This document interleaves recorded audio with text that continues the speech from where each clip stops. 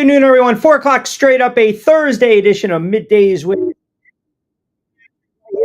Triax57, Triax57.com, and our Facebook page, our YouTube channel, as you probably just heard in the background, our X account as well. Rich Quinones is here.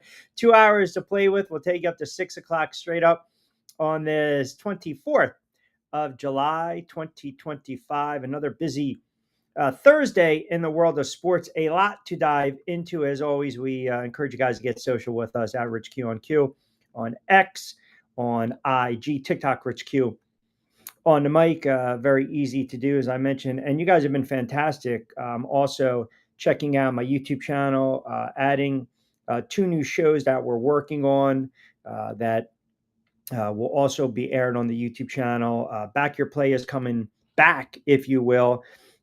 Next week, we'll start to look into the sports betting lines and the odds in the NFL, college football, a lot of stuff to dissect. And, I know it's, we talk sports, right? We always talk sports on the show, and sports is a form of entertainment. It's a form of entertainment, right? We have our debates, our opinions, our back and forth, around the block we go, but it's all about entertaining. And I'm telling you, if you grew up, if you're in your late 30s, early 40s, late 40s, the past several days have been absolutely brutal. I mean, it's like you turn around and part of your youth is absolutely, just going by the wayside. It's going by the wayside. And Ozzy Osbourne passes away, right? Rough life, but entertainer. Theo Huxtable, Jamal Warner, a great actor, right? Basically, we grew up with him watching the Cosby Show.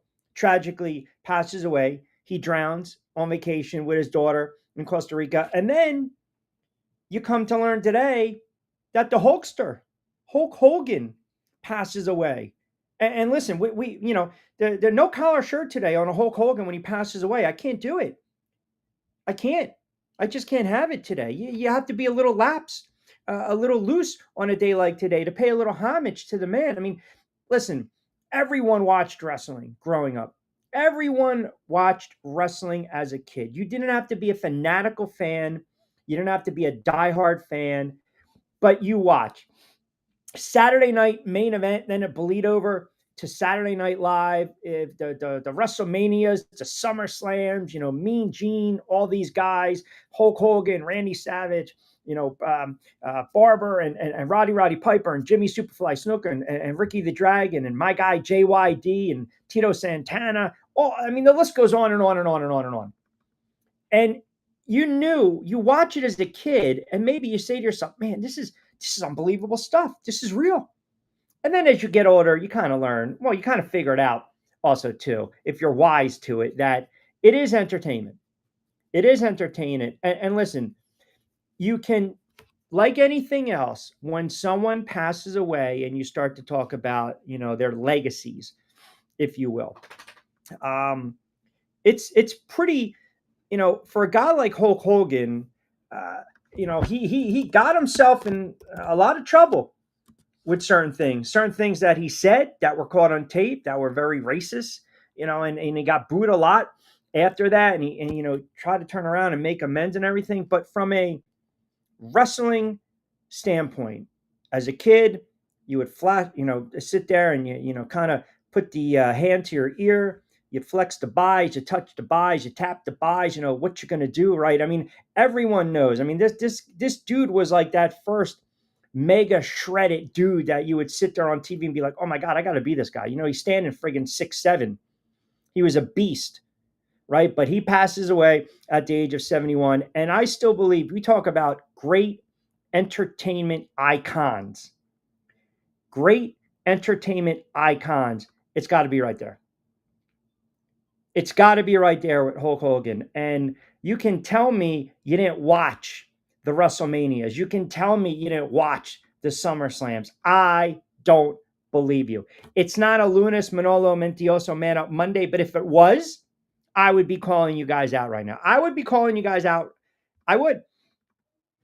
because again, that's part of our youth, our childhood, right? And I'm telling you, I still to this day, I got a bunch of them on VHS.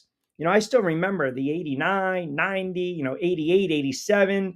I was joking with my buddies today when he was fighting Zeus. I mean, do you guys remember that? I mean, he was ultimately, you talk about the icons in a realm of entertainment and professional sport, professional wrestling. He was definitely an icon. He was definitely an icon. And it just harkens back. You go back and you watch, some of those events. You go back and you watch, just to, just the, I'm telling you right now, again, if you think about this, if you really grew up in the time that I grew up and we all grew up, ultimately, you would, if you were allowed to stay up late, right? You were allowed to watch the Saturday night main event.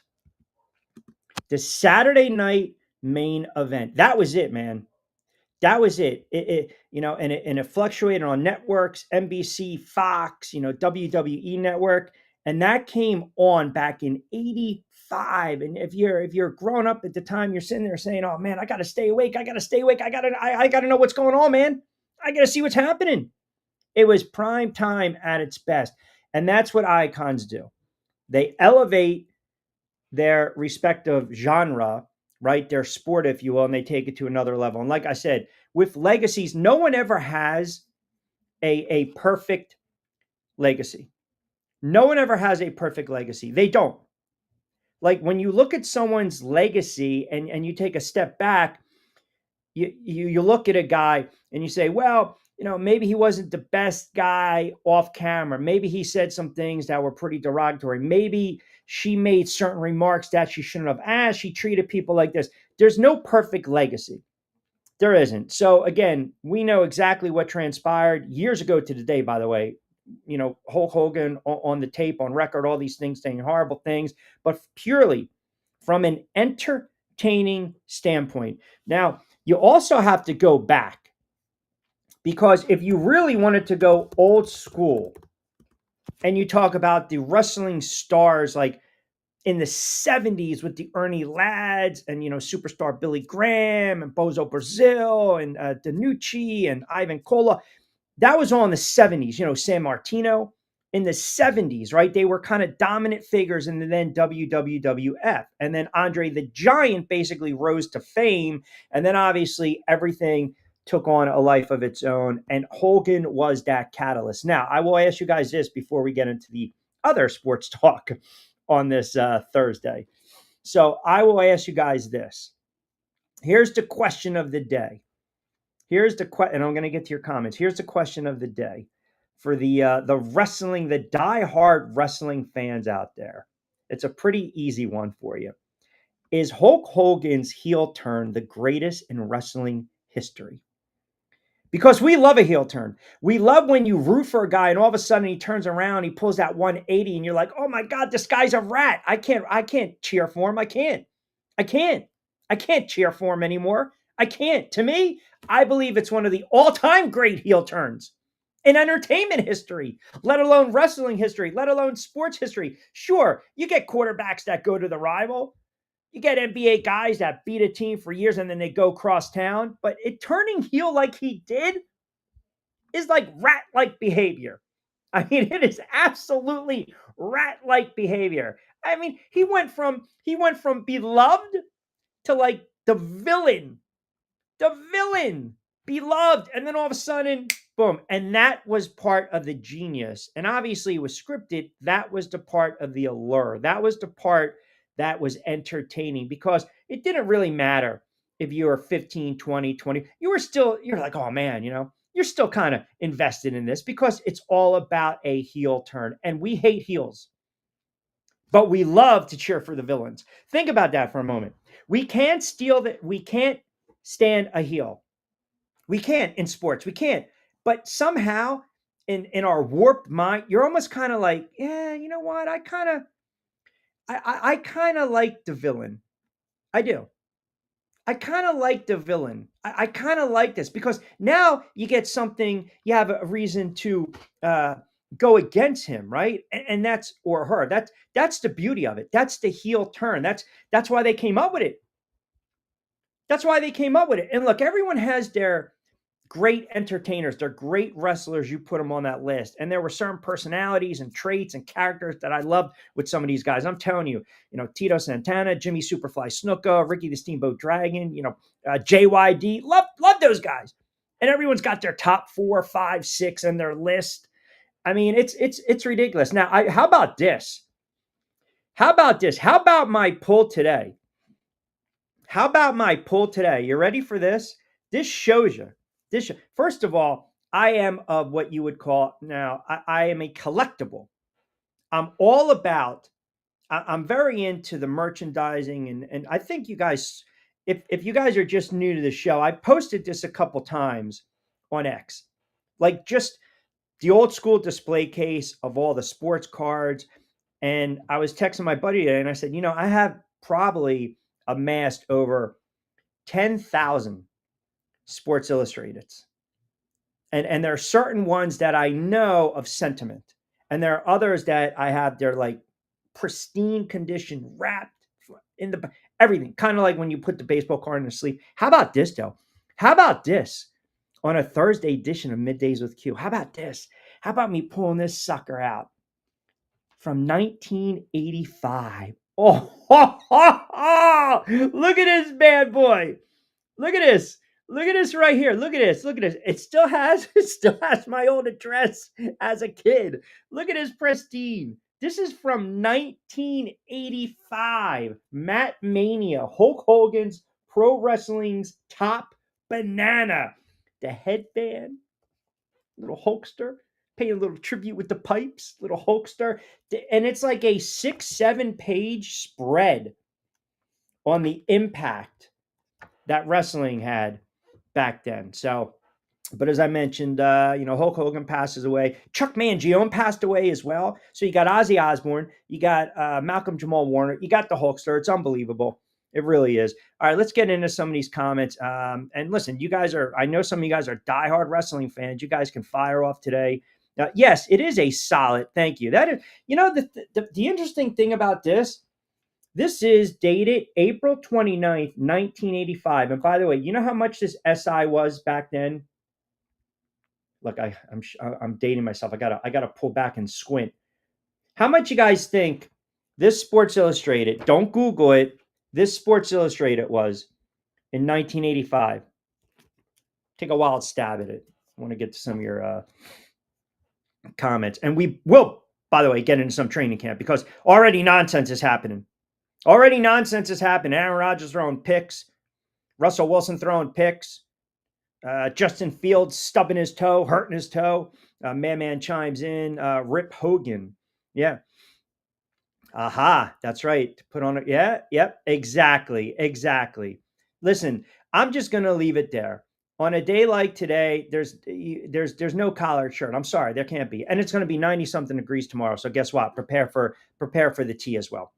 I went to BCC campus in Pemberton to watch What? De facto. I went to BCC campus in Pemberton to watch WrestleMania on closed circuit TV. Hulk put wrestling and sports entertainment on the map. Yes, Balboa Philly 1. Thanks for checking in. Yes, he did. He launched WWF into the stratosphere. He did. It's 4:05. Joey B says Russell Wilson just threw another pick six. Yeah, I'm telling you right now. We'll get into that a little bit. Lloyd Van's going to join us in 5 o'clock hour.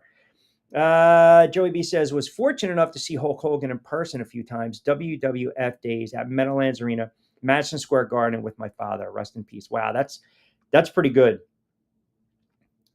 I remember that when Hogan beat the Iron Sheik. Yeah, 84. My man Duncan Dad does a great job on SR 102. 9FM The Game. Yeah, brother, what you gonna do? Exactly. You can't appreciate it. Like, we all grew up in those times, man. WWF in the 80s and the 90s, some of those greatest entertainers ever. Yes. And you know the beauty of that? You know the beauty of the main event, the Saturday night main event. Now, we're going to a time where if you missed it, you were screwed. If you fell asleep You were screwed. If you got punished and you were upstairs in your room and it was 8 o'clock at night and kids were playing in your friggin' driveway basketball, but your father decides, you know what, you're punished, no TV. Raise your hand if that's ever happened to you. You were screwed. You were screwed. You were absolutely, oh, here you go, the same era of the corporation. So now we have a timeline of when the corp started, which is always a very good thing. But if you missed out, you missed out. And that's not good. That's not good at all.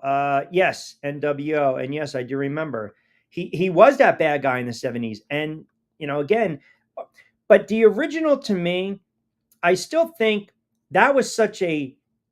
It's like 4 of all those years with Green Bay. Forget about the Jets, and then playing with Minnesota. That's like a turn heel, right? Or a heel turn, I should say. It's like, um, equate it. Take a great Boston Red Sox or Yankee and then flipping teams like Damon with the Red Sox and then he goes to the Yankees. Like, I know it's kind of apples and oranges, but you kind of know where I'm going with that. Best villain, Roddy Piper in WWF was a legend. Definitely great villain. Cena I think is easy. I think Cena's easy to say that. I do, but it's different, man. You villains are good, but follow where I'm going with this and equate it to any sports figure or again, sports athlete, right? The fact that it was such a surprising move growing up, you're like, I can't believe this. I can't believe this. Q can use the Death Star mic to knock out someone in a battle royale at the Philly Spectrum 88. Death Star mic stays. It stays. Solid SI of Hogan. Thank you. Joey says 125 for the SI mag.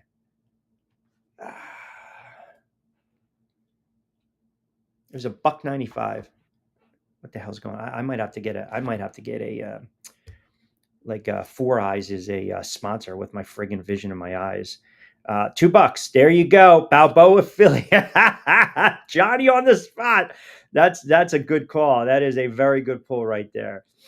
I mean, Bunker taking a shot at the corporation. That's unacceptable. I mean, really, that's unacceptable. T.O. going to the Cowboys was a good NFL heel turn. Yeah, it was. It really was.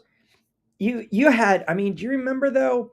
The original run, like I said, the original run, it basically it slit the time slot where they were doing Saturday Night Live reruns.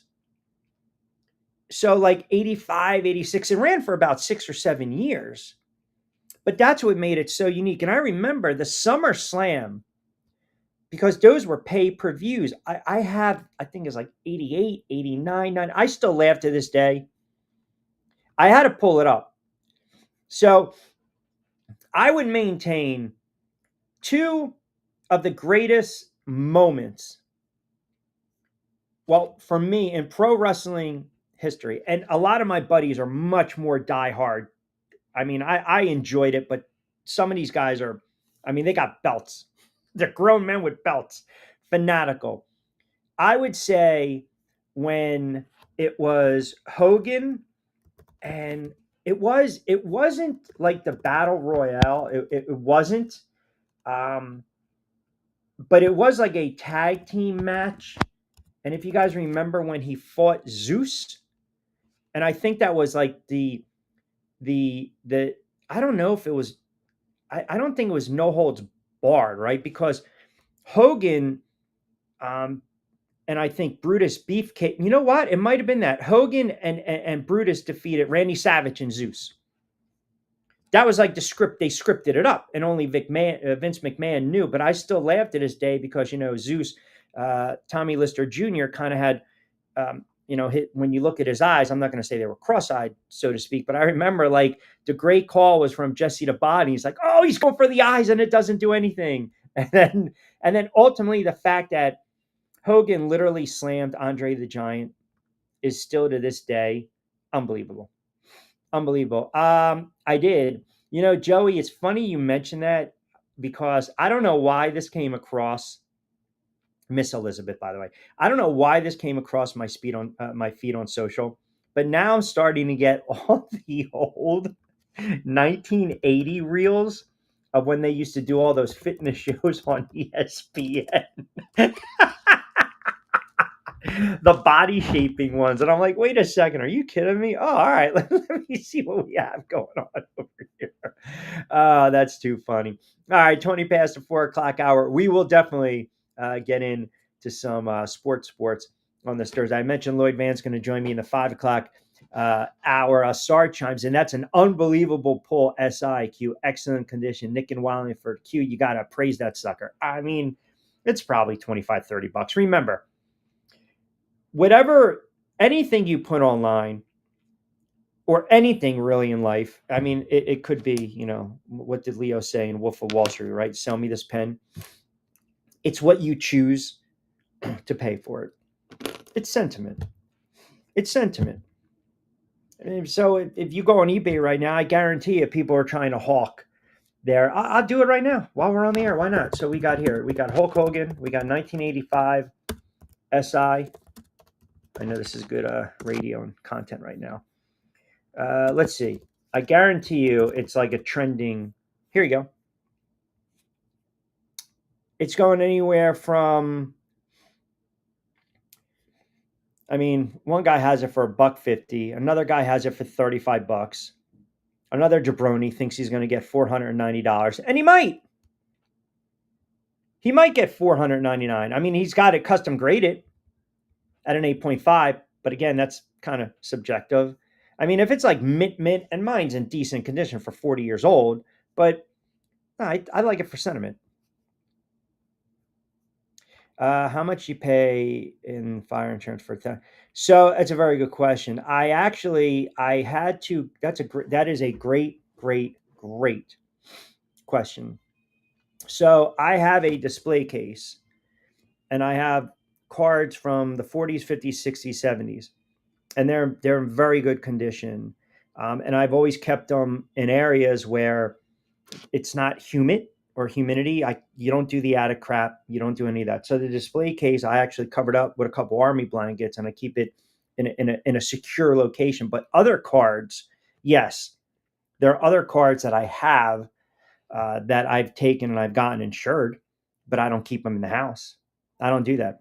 I have, and you're talking about unwrapped stuff too. I mean, packs from like the early 1980s, unopened Tops, unopened Fleer, unopened Donruss, Bowman boxes. Do you remember Skybox? Like cases and cases of Skybox. Remember the NBA Skybox back in the day? Right? I think it was 89, 90. Score, first set, 88, pristine condition. All the Tops. Same thing with the NFL. The hockey, not so much, but the beauty is, even with baseball or the memorabilia or the baseball cards, it's cynical. So like as Balboa 50 Philly 1 says, which by the way, that's a great handle, my friend. Any Hulk memorabilia just shot up.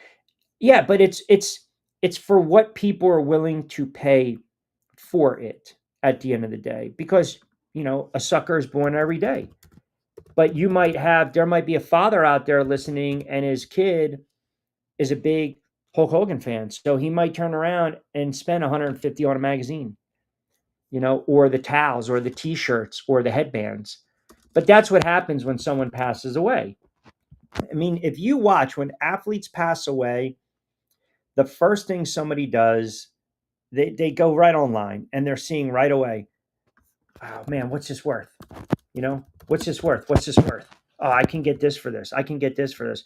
Oh man, you know what? Ernie Banks passed away January 23rd, 2015. Let me see what an Ernie Banks 1956 card is going for. 56 Tops in pristine condition, which is one of the cards I have, which is also in very good condition.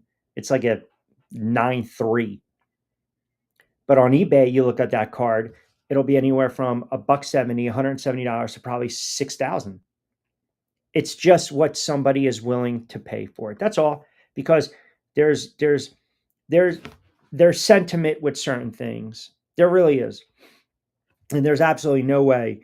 I There's a reason I will not keep my stuff in a bunker or in the bunker. I can't do it because I'm telling you right now, that bunker is not secure. It's not, and I'm not going to do it. I would be foolish. I would be setting myself up for a loss of livelihood, loss of the memorabilia. Yep.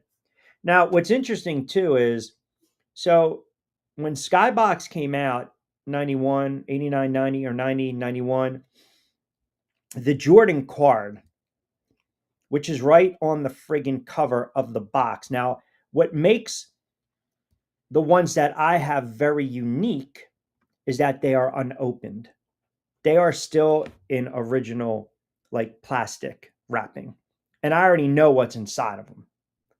So there's, again, now you're talking what? That's hanging on to those for 25, 30 something odd years. So to Monday Marcus's comment, Q, I can't believe you have that many Sports Illustrated.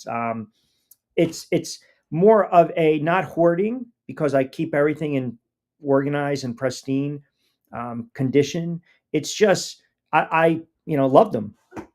Now I made the mistake when I went to college. I decided to take some of them and start decorating my friggin' wall with the covers, which was, I can tell you right now, not the most prudent of things to do. Back in the day, you go in the dorms and you take the covers off, and I would plaster them all over. I had my Starks Duncan poster. I had I mean, I'm dating myself now, but I would have everything with masking tape. So, it's kind of hard to kind of pull them away a little bit, but there are certain SIs that I still have that are in a separate undisclosed location. Now, it was funny too because I was telling you guys this. So back in the day, like really, really a long time ago, there was a substantial amount of wrestling in the 80s in White Plains. And that's where I was born, grew up. And White Plains had the venue, I think it was like the Coliseum, like nightclub. But when my father was a cop up in New York, there were bars around that area. So him and his partner would go to these bars, and a lot of the wrestlers hung out. And he would always tell this story. They would always tell the story of how, one night Andre the Giant walks in, and Andre the Giant sits down, right? Or Andre the Giant was the table. And Andre the Giant proceeded to order. Now, this is at like 7, 8 o'clock at night. 25 fried eggs, about 15 pitchers of beer, and about 3 pounds of bacon. And I remember, when my father was telling me the story, I was like, well, how many people were there? And my father was just laughing. He goes, it was probably 5 of us, 6 of us. Like, he ate. That's how much Andre the Giant ate. I mean, think about that for a minute. Think about how big that man was. What was he, 7'4"? 7'3", 7'4"? I mean, can you imagine 26 fried eggs? 26 fried eggs and 2 pounds of bacon? I mean, on your best day, if you went drive-through, 16, 17, 18, 19 years old, 20 years old, you went drive-through on your best day, you think you can probably scarf down 7, 8 McDonald's cheeseburgers on your best day in your prime, where you know what, you're not worried about what you're shoving inside you, what you're shoving in your body. I would say maybe you can get away with a pizza or two, maybe 6, 7, 8 cheeseburgers, maybe a large fries. If you got the shakedown, more power to you. If you were working out back in the day, you got that metabolism going, that's great. 20 something years old, 17, 18, 19 years, 20, whatever, because of metabolism, you got metabolism. You got a fast metabolism. You don't have to worry about driving now on 30 or 295 or the Parkway or Expressway, see McDonald's and just glancing over and looking and gaining 10 pounds. Can you imagine 25 fried eggs? I don't even know if there was bread involved. I just don't know. I don't know if there was bread involved, but 25 fried eggs, bacon, a couple pounds, and about 20 pitchers. De facto, took your Randall Cunningham poster to college. Now, was that your 1988 Randall Cunningham poster? Right? What was that? What did they call? What was that poster? What was he? The Ultimate Weapon. Remember that SI? That SI, that Sports Illustrated with Randall Cunningham. I think it was the Ultimate Weapon, right? Back in the day. Yeah, I've got that SI as well. I've got that Sports Illustrated. I mean, you guys probably don't even remember. There was it only lasted. It was like not the sporting news, but it was like back in the early 90s. It only lasted. There was like a cup of coffee for the magazine, but I still have all those in pristine condition as well. Still have all those. O chimes in Glasgow. Q, I remember you were talking about your cards probably about 15, 20 years ago. Have you opened any boxes since? Nope. I still haven't. I mean, maybe one day I will. But yeah, it's all neatly organized. That's the way I like it. All right, 31 past 4 o'clock hour. Good stuff with the comments. We will get into a lot of NFL today because already if you're a Jet fan, typical Jets. You can't even get out of training camp day one without something going on. Also, Lloyd Vance and I are going to kind of break down 4 or 5 sneaky, underrated offseason moves, offseason additions and or subtractions. So we'll dive into that. You got some baseball we want to mix in as well. But of course, you guys out there, 31 past 4 o'clock hour, cranking up on the Thursday edition of Middays with Q. We will take you up to 6 o'clock straight up. Keep the comments coming. Quick time out. We'll see you on the other side.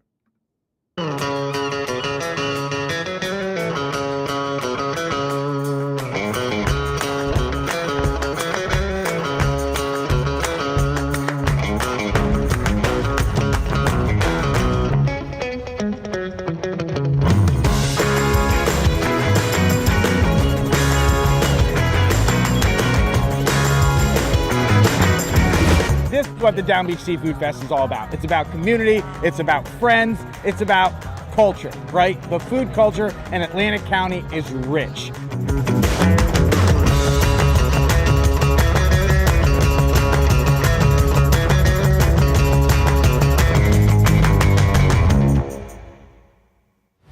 Hidden in an abandoned campground in South Jersey lies a mystical encounter with booze and spirits, where bonfires burn, shadows dance, and flavor favors the bold.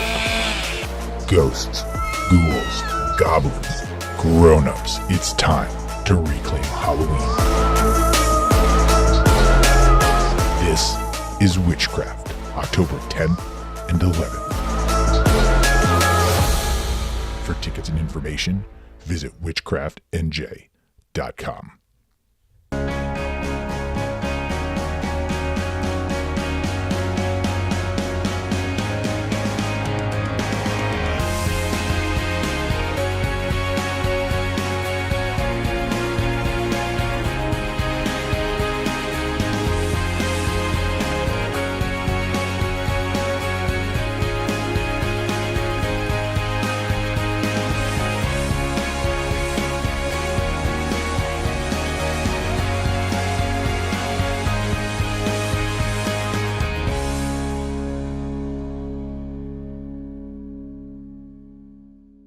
Hi, I'm Bruce Pascoe. I'm very fortunate. Years ago, I found something that I genuinely like to do, and it's something that helps other people. What I do is help people transition from traditional health insurance into Medicare. I've been doing it here in Atlantic County for more than 20 years. If you're getting ready for Medicare, call me for a free consultation. 609-484-9800. All right, 4:34 on a Thursday edition Middays with Q. Rich Quinones here. Don't forget, subscribe to my YouTube channel as well at Rich Quinones. You can follow me along. Pretty easy on multiple platforms. Of course, IG. We are Facebook Live and X, as we like to say. And let me just tell you guys how to do that as well. And also, our picks later on will be from our good friends over at Fresh Roasted Coffee. we'll put that promo code in there for you guys to get involved into that discussion as well, or take advantage of the promo code. Let's see what you guys have to say out on this Thursday. We want to get into some NFL. Nick and Wildford, Q, very impressed how you're ripping off some of those wrestlers from the 80s. You remember the Tony Guerrera, Killer Kowalski? Yeah. Yep. I mean, I think Bruno Sammartino pretty much kind of, if you go back, Bruno Sammartino was like that stepping stone, right? Because he wrestled a boatload of times in Madison Square Garden. And then Andre the Giant was that big figure, mid to late. You had Terry Funk, right? Billy Graham. Dusty Rhodes, right? And then everything just kind of opened up, and you always had great characters. And listen, everyone's going to do their list today. I was always about the guys that just had the personalities and the characters, man. Those were the guys that I gravitated to. I mean, Ricky the Dragon, right? Ricky the Dragon Steamboat, one of my all-time favorites. Loved him. West Point guy, New York guy. Loved Ricky. JYD, Junkyard Dog. Tito Santana. I mean, how do you not like Tito Santana? Right? Jimmy, Superfly Snuka. That was my guy as well. Because they were just the charisma. That's why you watched. Even as you got a little older and you knew it was scripted and you knew it wasn't real, you just watched because they were entertaining us. And that is all that matters ultimately, right? How about today in the NFL? If you are a Jet fan, now I don't want you to get too worried. Not good though. Justin Fields hurting his toe. I mean, you can't make this up. Suffered a dislocated toe. Now, he's lucky. The Jets are like, because he avoided serious injury. But you see that on X right away. Justin Fields, lower leg injury, carted off the practice field. Right away, you think the worst. So it's like, hell, Aaron Rodgers comes over, has 4 offensive snaps 2 years ago and tears his Achilles on a non-contact play, right? You look at Justin Fields. I hope it's really nothing serious. I mean, they're saying he should be ready for week 1, which is good against Pittsburgh. And then conversely, see Aaron Rodgers struggling a little bit today with the Pittsburgh Steelers. And of course, those two teams meet respectively in week 1. I saw Caleb Williams with a couple bad picks, but that's training camp. It really is. That is just training camp. Like, all these beat guys are going to post a ton of videos. And they're going to push their narrative. Oh, Williams looks like he's in top form. I can't believe that, Pittsburgh went out and signed Aaron Rodgers. Oh my God, the Giants made a mistake with Russell Wilson. But they're not going to show you the other videos where, say a Russell Wilson is marinating a little bit on 7-on-7 and going, 6 of 7 for 63 yards and a touchdown late. They're not going to do that. I don't get too enamored again, too crazy with that kind of stuff. I don't. Savage versus Steamboat. WrestleMania 3. Ooh, that's a good pull. Is WrestleMania 3 the greatest WrestleMania of all time? Pardon me. Was it Pontiac Silverdome, right? 12 matches, and all of them were just absolutely just white knucklers, as we like to say. I think you can make a case that WrestleMania 3 was the greatest WrestleMania ever. Because in the main event, what happened? Right? You had the WWF World Heavyweight Champ, the Hulkster, taking on who? Andre the Giant. And he body slammed them. Apparently, like, he tore his labrum and all this other stuff. I think maybe that might be the greatest WrestleMania ever. And yes, to Michael's point, Savage versus Steamboat, I know, like, all these outlets 30-something odd years ago, they pitted, I think it was Pro Wrestling Illustrated pitted that fight that match was one of the greatest matches in professional wrestling. Yeah, that's an excellent pull right there. Excellent. I always liked Atlantic City, native King Kong Bundy as a villain. There you go. Per usual, Eagles winning in practice. Are they? I can't even. I can't even. If we're start to get into the Eagles with the practice stuff. I was getting hammered yesterday because I'm talking about the Eagles and this whole let's just throw away the defending champ card, right? Oh, you know what the hell you're talking about. You're an idiot. You're a loser. You're a clown. Well, talking out of you. You know what? Well, why are they doing it? Like, if you're the Super Bowl champ, don't you want to embrace that? That's the only thing I was saying yesterday. If I'm the Super Bowl champ, I want people to know that I know you're trying to gun for me. You're trying to knock me off my perch. And I'll say this, with the Philadelphia Eagles, here's your one concern. If you are a Philadelphia Eagles fan, here's your one concern. You win a Super Bowl. You win a Super Bowl in decisive fashion. Now, what are you going to do for an encore? So maybe you guys believe the reason that some of these players are coming out and saying, we don't care about the defending champ label, the defending champ moniker, because maybe if they start to talk about that, the narrative will be they're getting a little cocky. They're getting a little cocky. Just settle down a little bit. It's one of the reasons that some of the coaching staff has already kind of said pump the brakes on the hype. What will knock the Eagles off? What will hurt the Eagles this season? Okay. And I don't care de facto if you've seen video of every Giants quarterback throwing pick sixes. It's friggin' July and you're already breaking them. You're already breaking them. I don't want to hear that.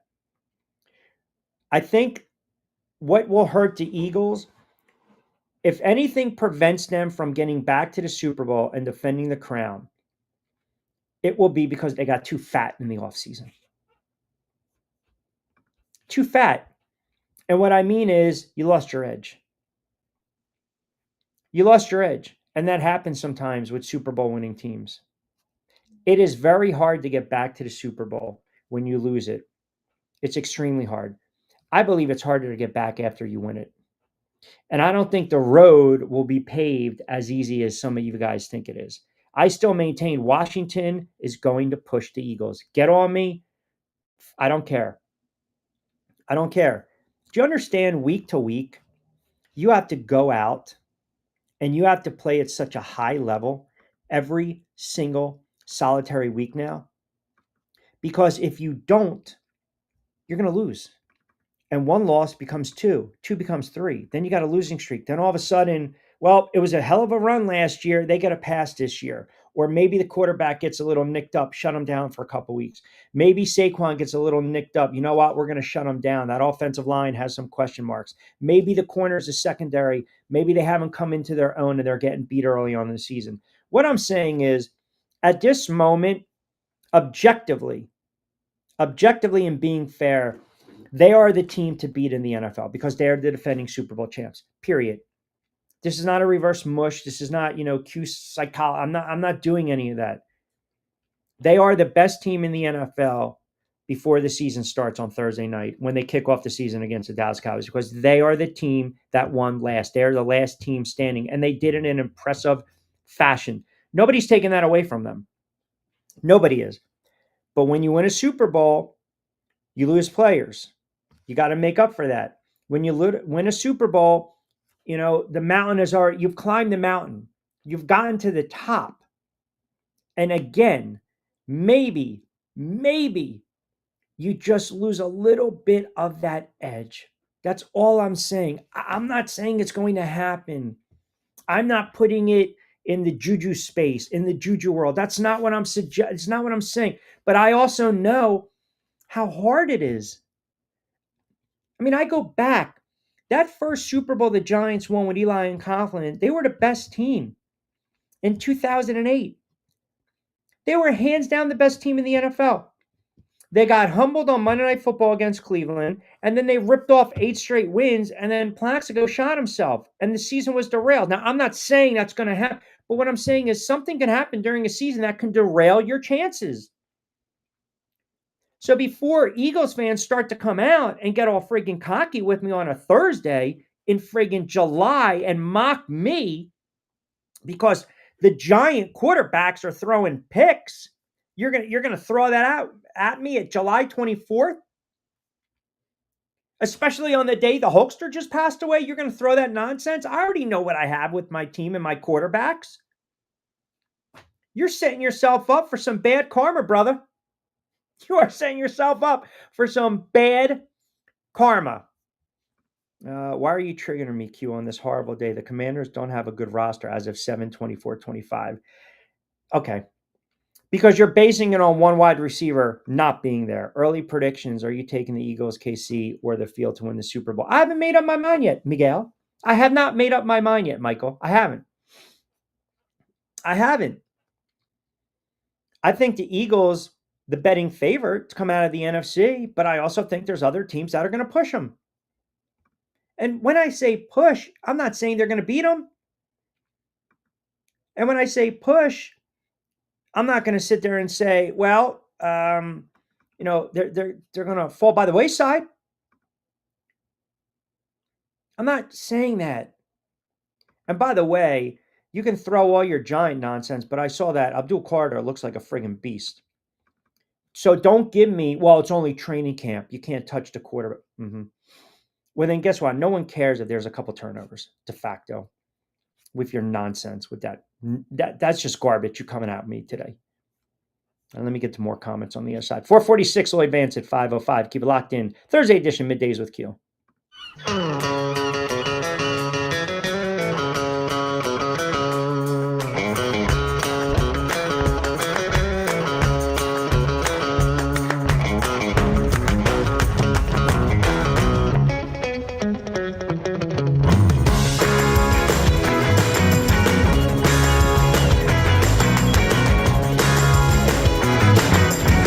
This is what the Down Beach Seafood Fest is all about. It's about community, it's about friends, it's about culture, right? The food culture in Atlantic County is rich.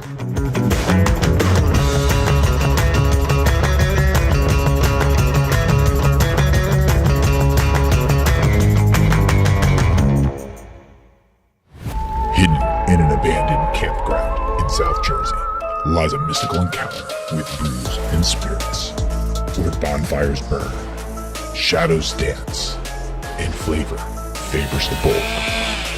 Ghosts, ghouls, goblins, grown-ups, it's time to reclaim Halloween. This is Witchcraft, October 10th and 11th.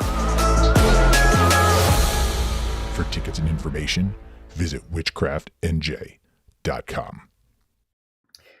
All right, 448. We'll take up to 6 o'clock. I saw that Vic Fangio basically said, hey, relax, pump the brakes. And again, I don't go crazy over training camp or preseason. Where I get aggravated is if, let's say, the Giants, for instance, if you're not going to give Russell Wilson meaningful snaps in the preseason, because I believe you have to have a little bit of some momentum going in the regular season. I don't care who throws a pick. I don't care if Jalen Hurts throws pick sixes in friggin' July. I don't. That's you being an extremely sensitive fan. That's all that is. And I'm sorry if you're triggered, but that's the truth. You're just being uberly sensitive, way too sensitive right now. I mean, this team just won the Super Bowl. Let it marinate for a second as we're in July. You want to turn the page, turn the page. But I'm cautioning Eagles fans, as good as this team is, you need to pump the brakes first. Get through the season, get to the playoffs, have an opportunity to get home field. Yes, be ecstatic, be excited, be giddy. Think you're going to open up Thursday night at home against Dallas and you're going to crush the Cowboys. Then what if you come back and you play poorly on the road against Kansas City? You stub your toe against the Rams and maybe lose to the Bucs. Now all of a sudden you're a defending champ that's 1-3 out of the gate. You have to play the game. You don't win in July. Just ask the Dallas Cowboys. You don't win championships in July and August, but you can lose them. Do you understand mentally? If you're a team that you're trying to get over the hump and it's taken you a couple years, or you got to the mountaintop and then you got knocked off it quickly, you couldn't even look at the view, i.e., the Eagles a couple years ago against Kansas City in the Super Bowl. Then you struggle again to get back to the playoffs. And I shouldn't say struggle because they were 10-1, but you know what I'm saying. It's a long season. You don't even show up against the Bucs. So now you're a team that went to the Super Bowl, couldn't get back to the Super Bowl, and you lost in the wild card game. Now you have to get yourself up mentally again. And of course, it doesn't hurt that you acquire Saquon Barkley and he goes nuts. It doesn't hurt that Jalen Hurts started to evolve as a quarterback. You've got weapons, great tight ends. Great wide receivers, decent tight ends, great offensive line, solid defense. You knew they were going to win games last year. You knew they were.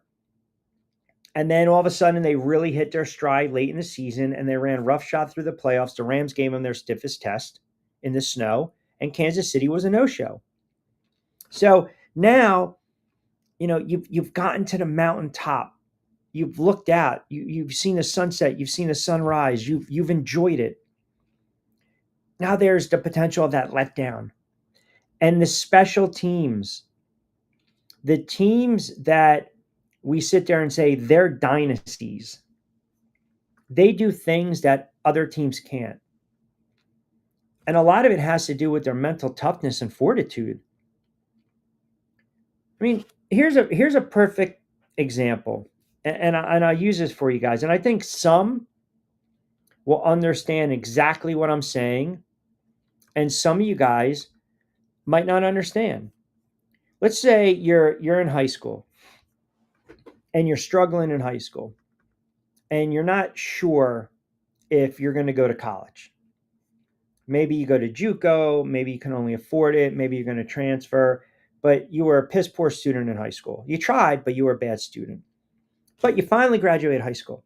Now all of a sudden, okay, well, hold on a second. I want to go to college. I want to get a job, man. Maybe I want to be a mechanic, right? Maybe I want to go to law school. Maybe I want to be a teacher. Maybe I want to be a cop. Maybe I want to go work in a store and be a manager, work in sales, whatever. So now you're scratching and clawing and you're fighting your way through JUCO, and then you transfer. You go, maybe you go to that 4-year institution, and it's hard. It is hard for the guys that have gone through it, the guys and the girls, right? It's hard to get acclimated to college life.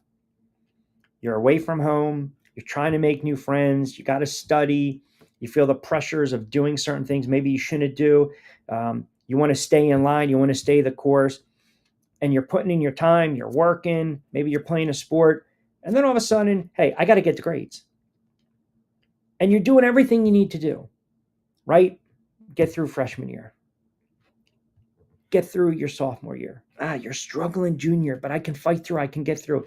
You get through, junior, and now you're a senior.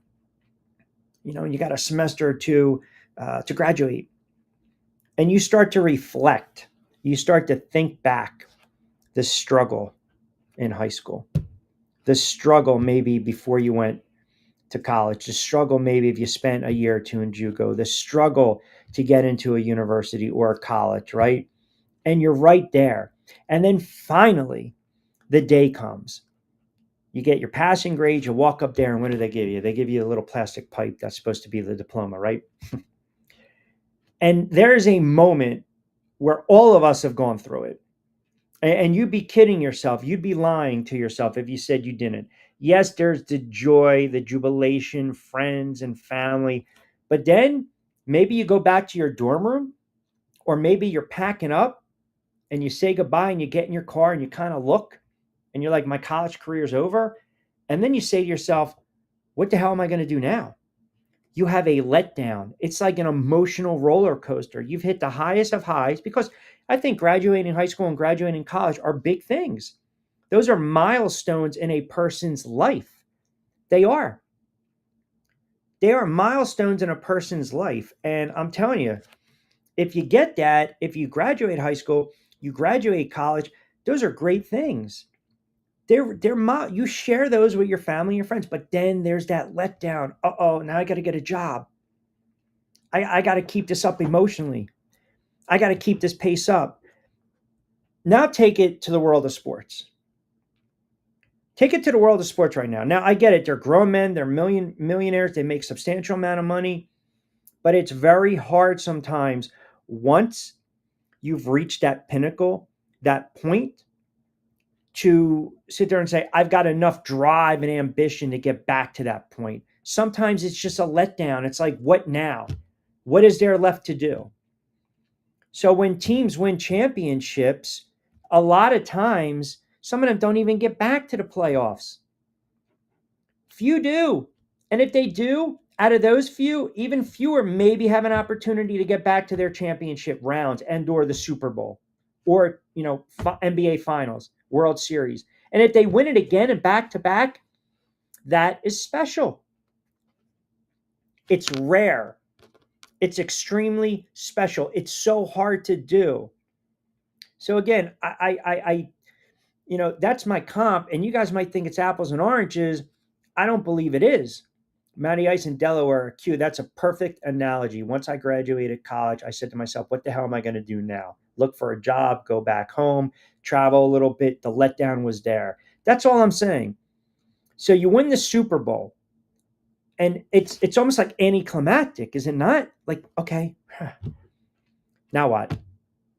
What did we lift all that weight for? Would we put in all that extra time studying? Would we do those extra miles, extra cardio, extra weights, extra time? Playing hurt, playing banged up, bad weather, on the road, doing what you need to do, all these sacrifices. Now you got to do it again. That's why I'm just any team that wins a championship. Yeah, it's very hard to get back. That's all I'm saying. What's going on, Vince? What's up, brother? That's all I'm saying. It's very hard to keep that level of intensity. It's different, like, a 10-round, 12-round title fight. You got the ebb and flow. You got a couple rounds, but that's all condensed in one fight. That guy's not going to go back fighting on Saturday and then fight on Sunday again and try to get back up again. Can't do it. It's physically impossible. The NFL is a war of attrition.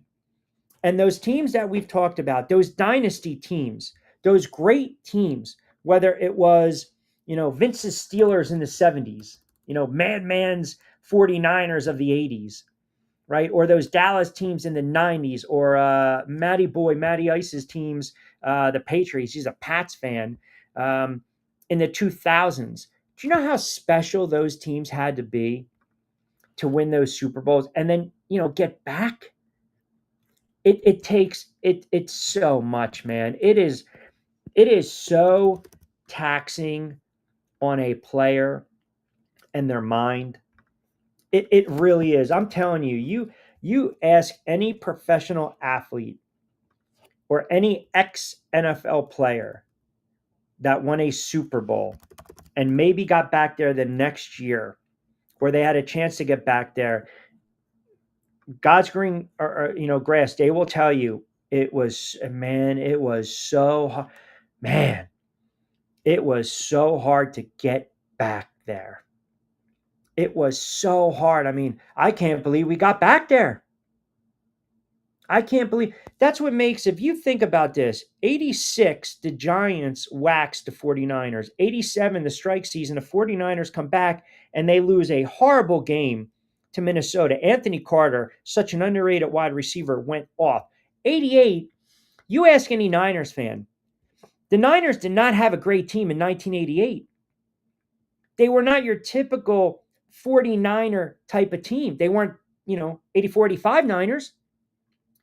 But they got a measure of revenge on Minnesota. They waxed them. They beat the Bears, who were pretty much done with their little run. And they beat Cincinnati in the Super Bowl. Here you go. Champions of the world, 88. Now, let's run it back. And what did they do in 89?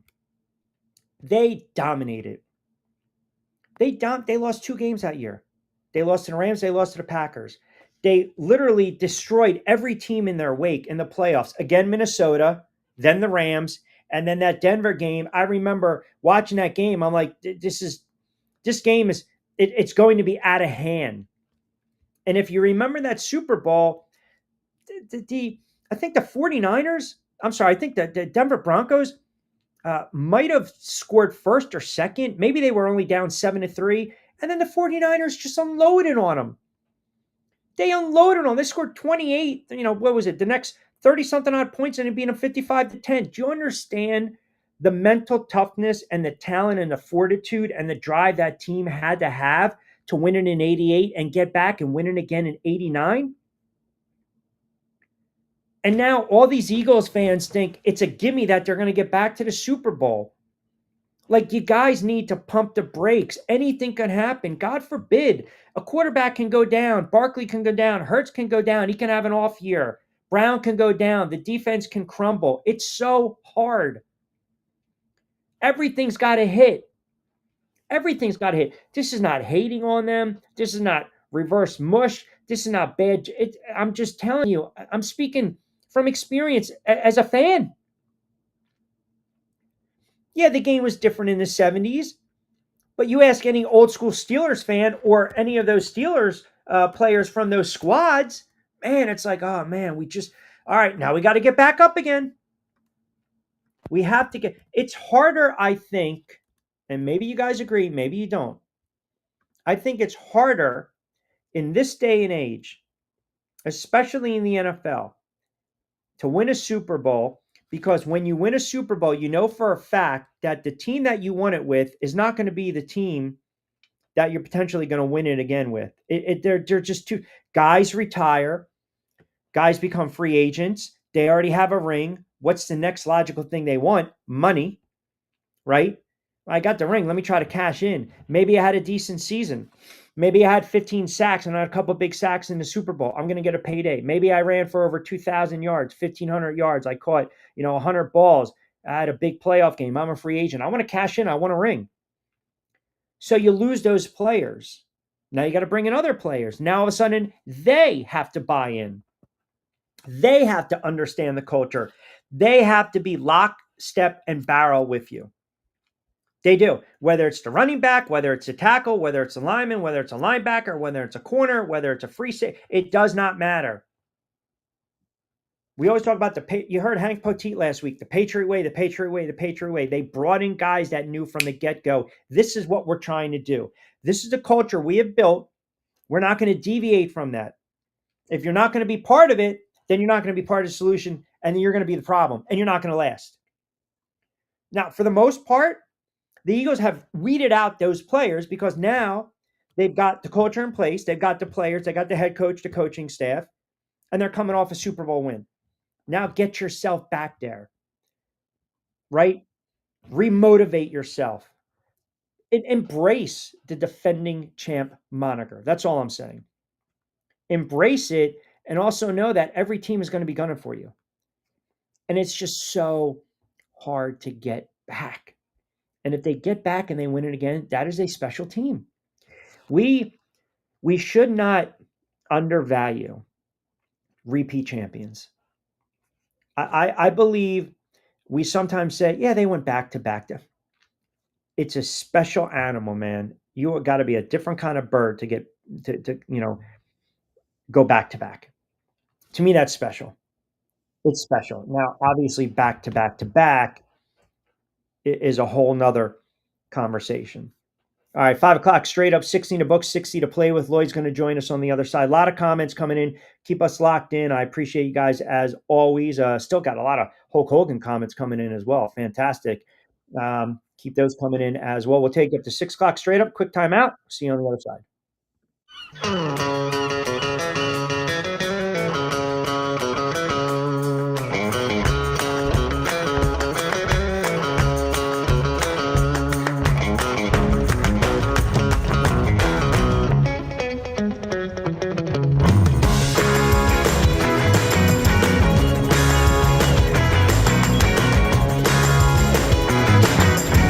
This is what the Down Beach Seafood Fest is all about. It's about community, it's about friends, it's about culture, right? The food culture in Atlantic County is rich.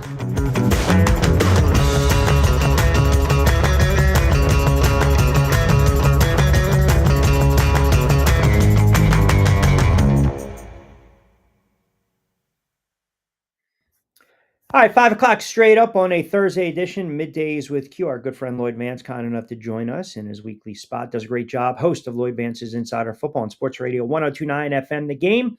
Give him a follow at Lloyd Vance. Before we get into the NFL, Ozzy Osbourne, Malcolm Jamal Warner, Chuck Mangione, and now Hulk Hogan. What's going on, Lloyd? I mean, Hulk Hogan passing away at 71. Yeah, it's crazy, man. It's like, wow, all your childhood stuff going away, man. And we always remember Hulk Hogan, ripping his shirt and I'm a real American and all that stuff. And that was when WWE or WWF, whatever it was called then, took off. He was the marquee guy. So yeah, Now, terrible loss. I threw it out there, the greatest heel turn in sports history, wrestling history, right, was Hogan. But I was trying to, think about it from a, sports, if you will, because we know wrestling was entertaining. I was like, Favre going, was it Favre with the Packers? Forget the Jets, but then maybe Minnesota. Was it Marcus Allen, the Raiders, and then Kansas City? I mean, it's almost like Jordan, who played with the Bulls, and then obviously Washington turned around and played with Detroit. I can't, wasn't a Red Sox playing for the Yank, a Yank playing for the Red Sox. Somebody mentioned T.O., who did it a couple times. I don't know. Do you have one off the top of your head where you're like, I can't root for this guy anymore? He's going to the rivals. He's going to the bad guys. Yeah, that's an interesting one. I was trying to think of, Cowboys that went from the Eagles up. One is Harold Carmichael. A lot of people don't know that, but he ended his career as a Dallas Cowboy. So it's just How like, about Dion?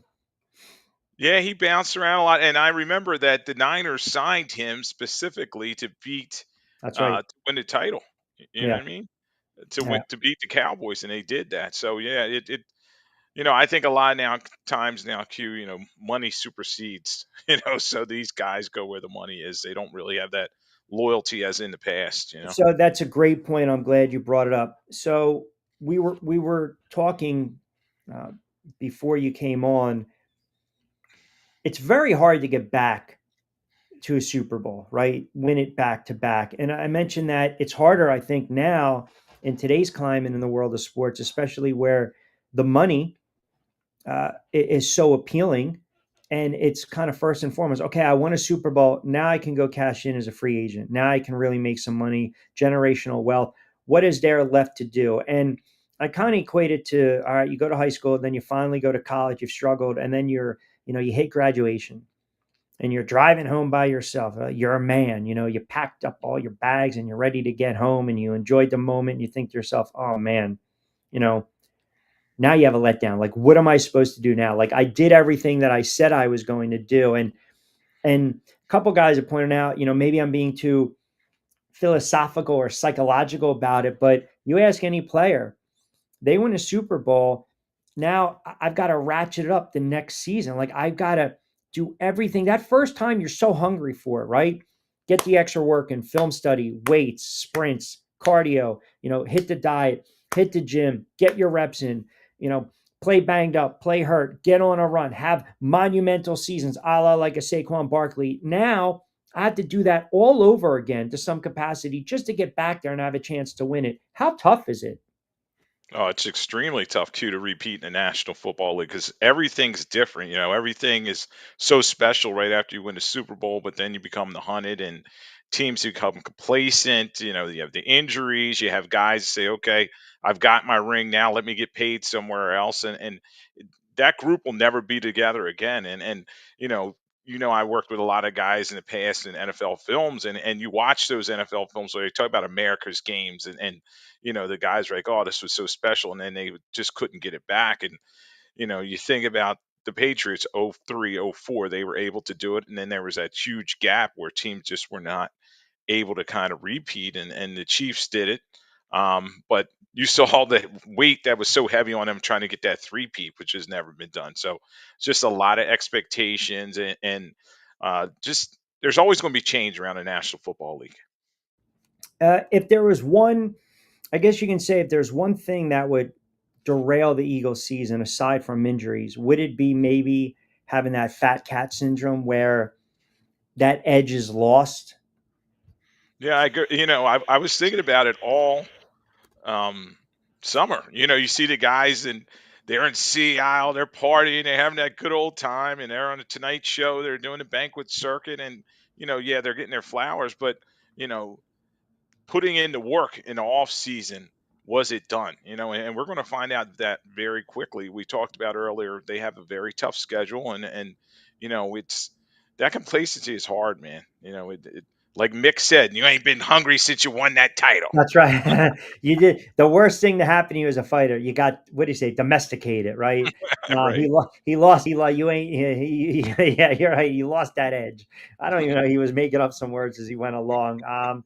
I still listen. I know from a betting standpoint, they've got the short odds. Obviously, Buffalo, Baltimore, Kansas City. The lines are there. I think it's going to be tough, which kind of leads me to this. We'll get into the news of the day, and then we'll kind of talk a little bit about, I guess you can say, under the radar, sneaky off-season moves by some of these teams. But if you're a Jet fan, you probably went to go grab, maybe a quick shot and a smoke when you see that Justin Fields goes down with a lower leg injury. Now they're just saying it is a toe injury, dislocated his toe, and he should be day by day. But man, like all of us, but man, you hear that and you're like, oh, you got to be kidding, man. I mean, it's not as bad as what's going on in Miami with their cornerback that they just lost to a torn ACL, which we'll get into. But man, if you're a Jets fan, you're probably thinking you can't be serious with this, right? First day of training camp.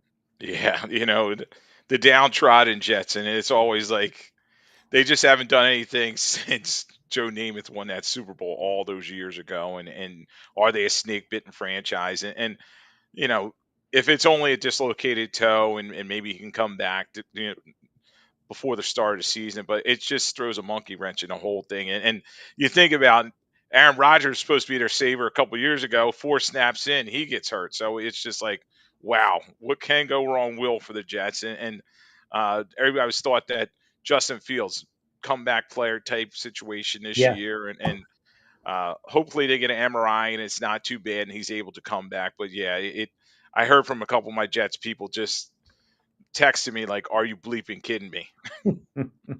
Not good. And then we saw sticking in the AFC East, Dolphins cornerback Artie Burns, torn ACL. That's horrible, man. He's going to miss the entire 2025 season, tears ACL on the team's first day of training camp. That's just any sign of 1-year deal. Yeah, it's they're trying to fix that defense, and Fangio leaves and he goes to the Eagles, wins a Super Bowl, and just something's been amiss with that defensive Yeah. group. Holland went to Yep. the Giants, and it's just like, all right, what are they going to do? They trade Ramsey. They do have Minka Fitzpatrick coming back over from the Steelers, but um, yeah, that's another blow to a team. And we talked about it. What were they last year? 8 and 9, something like that. And he's on hot seat. Mike McDaniel's on a hot seat. Stephen Ross is an owner that's getting older, and he's got high expectations. And then you start saying, okay, did Chris Greer, the GM, do enough in the draft? And will McDaniel be back? So that's a tough blow, and we're going to see how that turns out for him. We talked a lot about the Browns the other day in their quarterback room / quarterback competition. Their GM, Andrew Berry, said, "Oh, you know what? Yeah, we can keep 4 quarterbacks on a 53-man roster." He said, quote, "We largely looked at the last 5 spots of a roster as more developmental spots, and that can come from any position." And then he went on to say, "I also think with the roster flexibility nowadays, especially with the elevations that you're able to have on the practice squad, there's just more flexibility in terms of how to build your 48-man game day roster where it's maybe not as quite as restrictive as in the past." Now, we already documented it. Flacco, Pickett, Gabriel, Sanders. I mean, Pickett's getting a lot of reps and a lot of snaps, man. And what's more likely to happen if they only keep 3 quarterbacks and Pickett's the starter? the day one starter, week one starter for Cleveland, what is more likely to happen?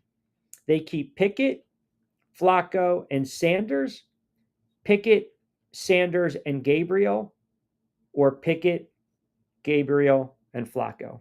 Basically, like you're either going to stick with the old man and one of the rooks, or you're going to stick with the two rookies and cut the old man. Which is more likely to happen? Yeah, Q, and I'll go to that first comment when he was saying we could keep four quarterbacks.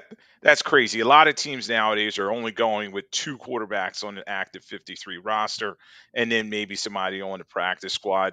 Spots are just so valuable, especially on game day. You need a guy that's going to be able to play special teams and do a lot of other things. That's why they have that extra running back, the extra DB out there. So in terms of uh, what you laid out, I could see it happening where, Pickett is clearly the guy that they want to start. So Yep. Yep. he's going to be sticking around. They drafted Dylan Gabriel and Shador Sanders for a reason. They're going to keep them around there. They're the future. I would think the odd man out would be Joe Flacco. In terms of maybe they would cut him, maybe they would trade him, look for, we just saw the injury there with the Jets. Maybe something else happens around the league. They trade him. He's a veteran presence. And a lot of teams would say, okay, bring him in. He's like a player's coach. We saw Josh McCown kind of bounce around the NFL at the end of his career. Now he's a quarterback's coach. So maybe that'd be the type of situation for Flacco. But yeah, it's just very odd. And it just shows they don't have a plan when you say that. Oh, we could keep four quarterbacks. Well, why would you do that? Because so the other positions are so valuable. Think about the receiver position. They only have Jerry Judy, and they don't have much else there. Deontay Johnson, and you need that extra receiver to be a gunner or something like that. Do you read too much into or not enough into it? If Gabriel, who is a third round pick, Lloyd, is running the second team offense, Sanders is a fifth round pick. So he's leading the third team offense. Flacco, who's been around for almost 20 years, did not even receive any 11 on 11 reps. So you almost think if Pickett's a guy, you have to see. I believe if Pickett's the guy, I hate saying this because I thought about it when I got off the air yesterday. Stefanski can't afford to lose games. So, like, wouldn't you go with the devil you know as opposed to the devil you don't know? That means start Joe Flacco. You would think he'd be in desperation mode. Jimmy Haslam, the owner there, he really needs to look at the situation, and they've just underachieved for so many years. Yes, Flacco got him surprisingly in the playoffs a couple of years ago, but for the most part, they've just kind of struggled, and Stefanski's got to be feeling the heat. I don't care, the face he's putting out there in the public.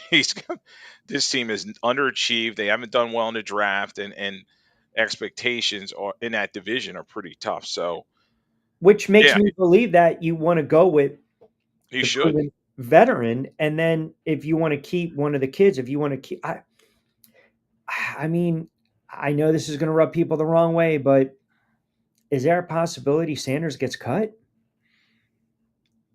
If they cut him, they'll try to sneak him through to the practice squad. But I think exposing him out there, another team will say, "All right, now we're going to try and grab him." And the crazy thing is, his jersey's the number one selling jersey in the NFL at this time. So Right. I, I think they'll keep the two young guys and then go from there. But I think they're really going to struggle as a team. You're looking at less than 5 wins, in my opinion, with this team.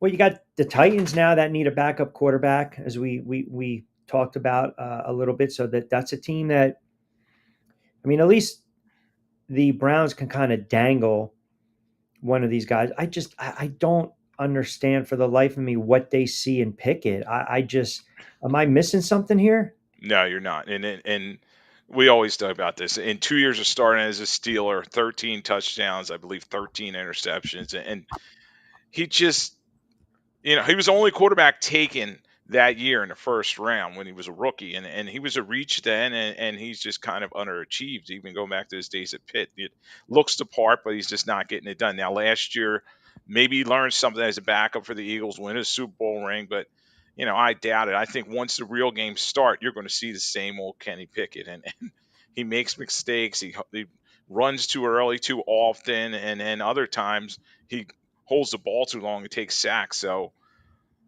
he's just very inconsistent. I don't know what they're doing there in Cleveland. Mac chiming in. Q, always loving the NFL talk with Lloyd. How about this? Kenny Pickett's 25 career starts. Q, 12 starts with 0 touchdowns, one game ever with 2 touchdowns, 79 career passing rating. Thank you for not gaslighting Browns fans. We're not going to. We're not. I mean, that's, it's just, I have no idea what the hell they're doing. All right. So we know some teams made some, I guess you can say, sneaky, under the radar type of moves, whether it's free agent signings, acquisitions, trades. I'm going to give you mine first, and I guarantee it's probably you have it on your list because I've raved about it before. Well, do you have any move the Denver Broncos made? No, I kind Okay. of, but I think they're doing a good job there with George Payton, the general manager, and Sean Well, Payton. That they've yeah, cleaned some things up. okay, good, because I didn't want to steal your thunder on it. I think one of the underrated moves was Evan Ingram.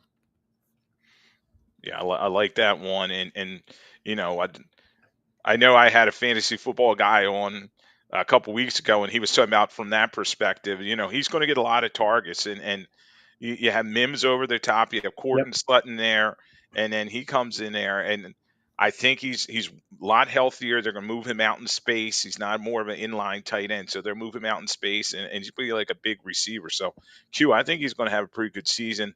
Bo Nix was very accurate last season. I mean, I always liked him. He just, he dropped too many balls. I mean, he's come down a little slimmed down. He's kind of near that.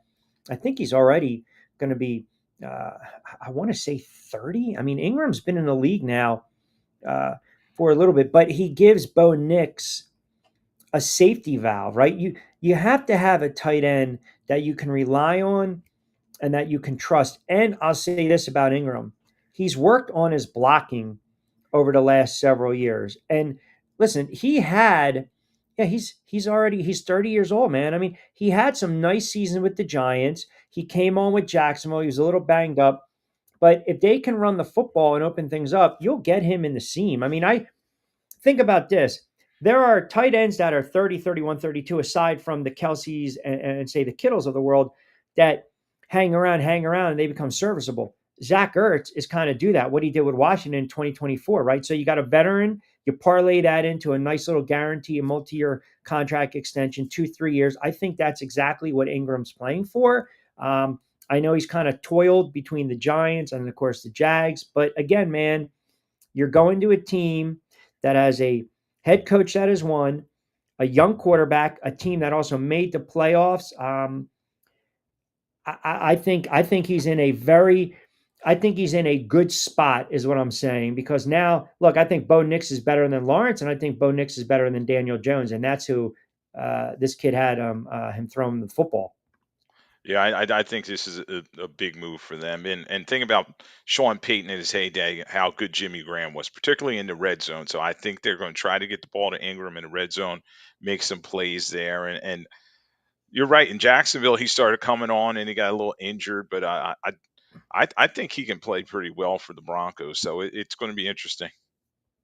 Michael says we need to get me a Bo Nix jersey for NFL opening weekend. That's we're not going to go that route. I do like the Broncos though. They, I get called too much juice on the Broncos, just like with Washington. All right, throw me a team that made a sneaky good move.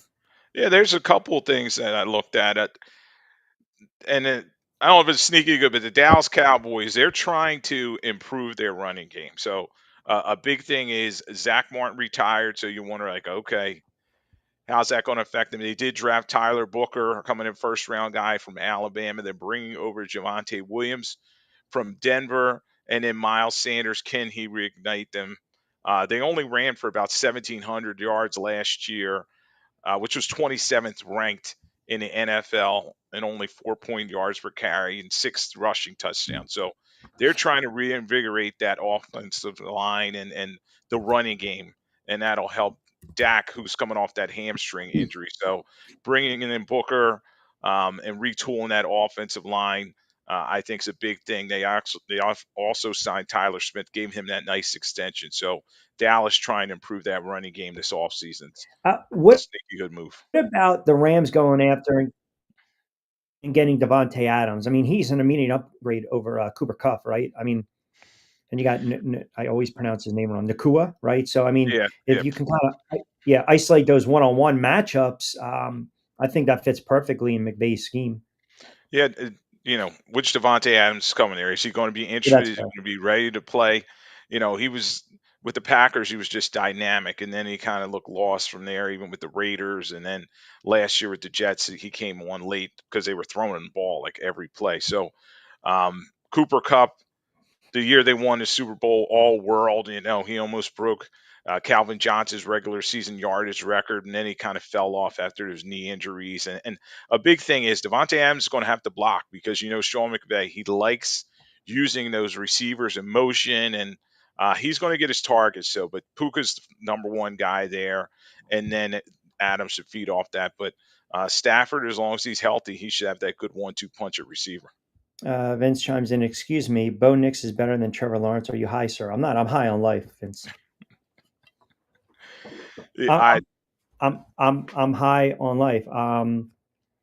If you I look at recency bias, yeah. Q, I would say, last season he was better than Trevor Lawrence. Bo Nix was efficient. He led his teams to the playoffs, and that was a total surprise. And he's a rookie. He's ascending. And we're talking about Trevor Lawrence. Is he stuck in neutral? He just has not been a difference maker last couple seasons for Jaguars.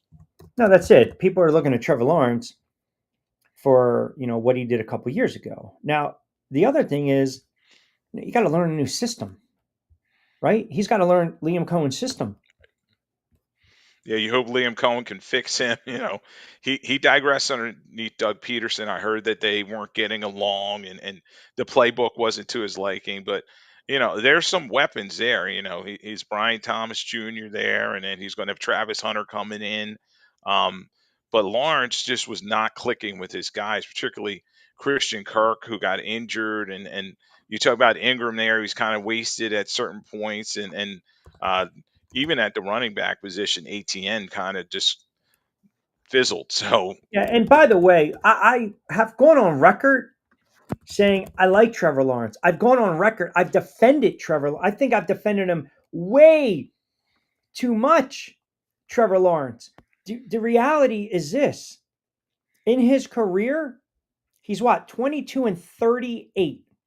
He went 3-14. You got to pass. He went 9-8, 8-8. Then he missed games. I mean, and again, you're talking about an injured quarterback, new system. This is not the kid that went 25-8 a couple years ago. So we always sit there. We're allowed to say, is this quarterback going to take the next step, second year, third year, fourth year? Well, hell, this kid's entering his fifth year. I think the kid has talent, but right now, coming off an injury, a lot of sporadic play, a lot of inconsistencies. You lose a couple weapons. You're learning a new offense.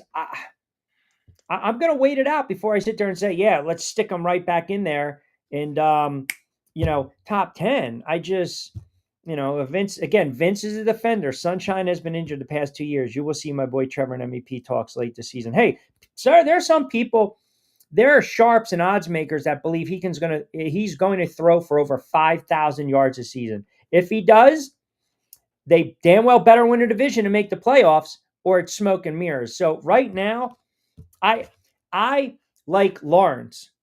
I do. But I mean, the blonde walks in, then the brunette. Bo Nix right now is the brunette. I wave at Lawrence, but I'm walking up to Bo Nix and, I'm talking to brunette. So it's like, I'm very high on Bo Nix. I am. yeah, and hope springs to turn around in NFL. Everybody's excited about the new season, but the Heat's on there. They got rid of Trent Baalke, the general manager who architected the team, brought him in, and Peterson's gone, as I said, and it's a situation where the expectations are there for the Jaguars because let's face it, that division is there to be had. Houston won it last 2 years, I think, with 10 wins. The So, division stinks. and he's a guy who's a 5-star in high school. He played so well at Clemson. Everybody remembers him going for the national championship and being the number one overall pick. But, the days of him being on scholarship as a high draft pick are over. Now everybody's like, all right, it's do or die. Yeah. One of the other teams I'm high on coffee, Vince, and life, Lloyd, is Arizona. And I do like the move for Josh Sweat because they need it to get a little more nastier. They needed more production off the edge. And now you've got a player, oh, by the way, who played under John Gannon in Philadelphia. He's long. He can move. He's got good footwork, speed to power. He can be a disruptor. He's built in counter moves. So now all of a sudden, I can kind of get offensive tackles, off their spot. I think this is a sneaky, really good signing by the Arizona Cardinals. Yeah, and we talked about the Cardinals a lot after the draft because Gannon knew and his defensive coordinator Nick Rallis that they had to fix that defensive unit. They allowed 22.3 points per game, kind of middle of the road, but just not a lot of teeth. So they're bringing a lot of pieces to that defense. Bringing Kellis Campbell back, Dalvin Tomlinson coming to play the nose guard position, and then you talk about Sweat going to be that outside presence because they just didn't have a lot of pass rushers. They do still have Buda Baker there, who's played very well at a high level, but they need Sweat to come in there and cause some havoc, as well as Max Melton, who they drafted in the second round last season. So a lot of pieces there, but they got to bring it all come together. But yeah, Arizona is a team. They're going to be dangerous. My son's always telling me about them, and their ascending squad, and he thinks they could challenge the Rams. But in that division, they're always going to beat each other up. But they were 3-3 last year in that division, but last season started to come together a little bit at the end, 3-2 in their last 5 games, and the pressure's going to be on Kyler as well as Gannon and that defense. 5:31 on a Thursday edition, Middays with Q. Lloyd Vance, kind enough to join us, host of Lloyd Vance's Insider Football, Sports Radio 1029 FM The Game. Of course, you can follow him on X at Lloyd Vance. You can follow me at Rich Q on Q. Remember, these moves can be, free agent signings or trades. I'll throw it back to you. What's the next kind of sneaky move that you have? Yeah, now this was real sneaky. The Dolphins, they signed Zach Wilson, hoping to get lightning in a bottle. Could he be this season Sam Darnold? Because he's coming. He went to Denver underneath Sean Payton. Hopefully he learned how to play a little better. But Tua only played 11 games Yep. last season. And you have that whole disconnect when he has his concussions and he's out. The Yep. Miami Dolphins are 4-9 without Tua since 2020, including 2-4 last season, where they just didn't have got somebody to come in there. And Wilson may not have to do a lot if he's asked to step in because they have so many weapons. Chen, Waddle, Hill, and now they have Darren Waller coming over. So that I thought was a sneaky move, and it may be needed. We'll see. Hopefully Tua's healthy, but you just never know in terms of his concussions. I really didn't think about that. I mean, I would look at guys like Geno Smith and Sam Darnold, on the move with their new homes. And I never really even kind of second guessed or really gave a second thought on Zach Wilson, who's just a journeyman quarterback at this point of his career, but he's still relatively young. And to your point, Tua is constantly banged up. I want to give you one on the another offensive side on the ball. I feel as though everyone thinks Drake May right now is going to take that next step. So what do? You go out and you get him a veteran wide receiver. How about Stephon Diggs right now being signed by the Patriots? I know he kind of had that, down year, but again, to be fair, he also had to deal with that ACL tear. I was projecting if he would have played 16 games, he probably would have had over 800 yards, which by NFL standards and Stephon Diggs, it's not really the great year, but that's kind of a veteran, steady Eddie kind of season after having 6 straight seasons of at least 1,000 yards receiving and prior to last year. How about Diggs going to New England? And again, giving a young quarterback a viable option when you're talking about a veteran target. Yeah, Q, I think that's an exciting move for them. Obviously, been kind of a malcontent, bounce around in his career. You talked about going from Minnesota to the Bills, and he had all those great seasons for the Bills where he was exciting, and then kind of wore out his welcome there, ends up with the Texans, and you were talking about he gets hurt and his 1,000-yard season string got snapped. But if he's focused and happy, he's a dynamic player. And we've been talking about that for New England for so many years that they need a receiver. So you put him in there, you got Douglas, you got Polk, a bunch of other young guys. You're hoping that he can lead this group and kind of get them to step forward.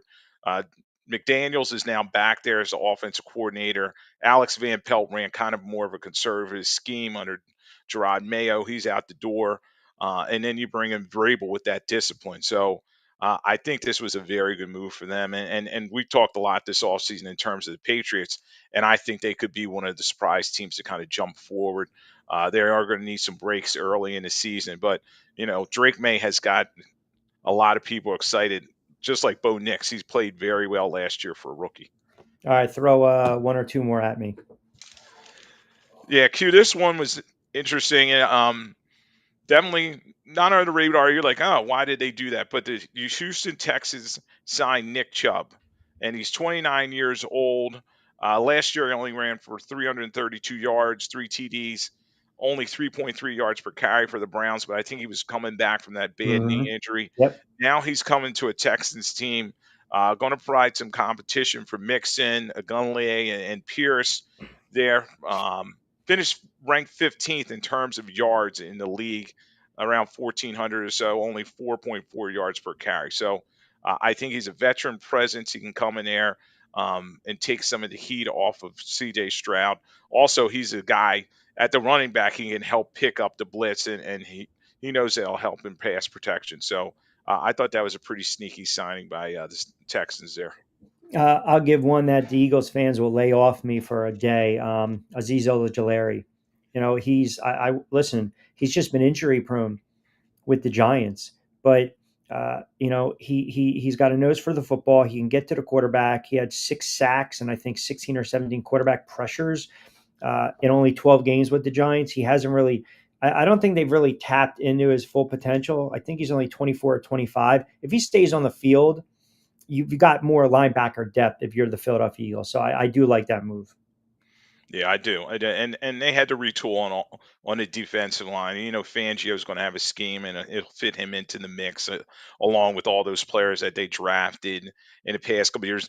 Eagles defense is still very young. That's why they were like, okay, a Brandon Graham can retire, a Sweat can leave, Milton Williams went to the Patriots, and they can kind of retool and reload because it's built around, all those Georgia Bulldogs and those few guys that they got from Alabama. So I think, he'll be a good addition along with all those young guys.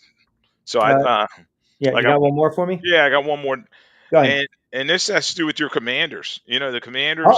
Fire away. What do we got here? Last season, they did well, but their offensive line still had some work to do. And Jaden Daniels sacked 47 times. So they trade with the Houston Texans. They send a third, a seventh in 2025. And in 2026, they send a second and a fourth. They get veteran Laramie Tunsil coming over to left tackle position, as well as a fourth rounder that they used in the draft.